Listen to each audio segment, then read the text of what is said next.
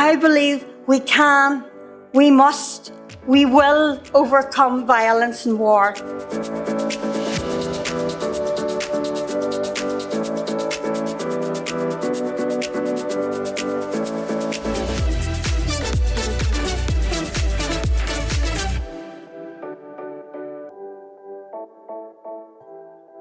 Reconciliation is possible at every level of our society. Between people and God, between people and our planet. Nonviolent direct action can be a powerful part of a campaign to pursue this reconciliation, and actions are especially meaningful when geared towards specific groups of people. These audience groups fall across a spectrum that ranges from allies that support your cause to opponents of your cause. On one side of the spectrum are active allies, people who are already on board with your message. It's okay and even important to preach to the choir sometimes. Actions that target active allies have a goal of increasing solidarity, cohesion, and people's willingness to take risks. Passive allies are next.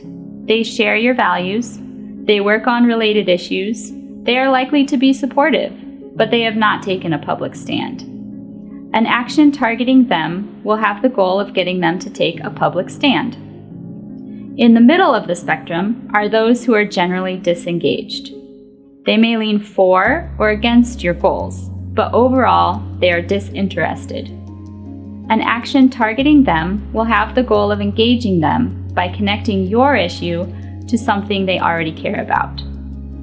Passive opponents are those who disagree with you, but aren't doing anything about it. Imagine that one relative whose political views you can't stand. They aren't actively keeping you from reaching your goals, but they do have deep disagreements. An action targeting this group will cause them to question their assumptions and biases. A successful action targeting them would have the result of making family gatherings more pleasant. Active opponents, those who strongly resist your goals, are difficult to reach. There are very few actions that will totally change their minds. We tend to focus a lot of our energy at converting our active opponents. That is not the best way to achieve our goals.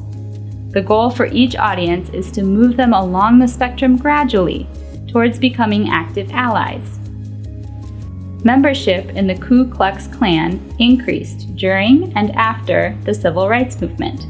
However, many more people in the middle who were previously disengaged began working for equality, becoming passive allies and even active allies. This is what made the difference in direction of the country and the legislation that passed supporting civil rights. As you plan or participate in an action, think carefully about the target audience, keeping in mind that the general audience will also see your action. Sometimes this may even cause a backlash with some segments. However, if actions personally insult opponents of your cause, reaching your goal becomes more difficult because the people targeted may refuse to engage or may even fight back.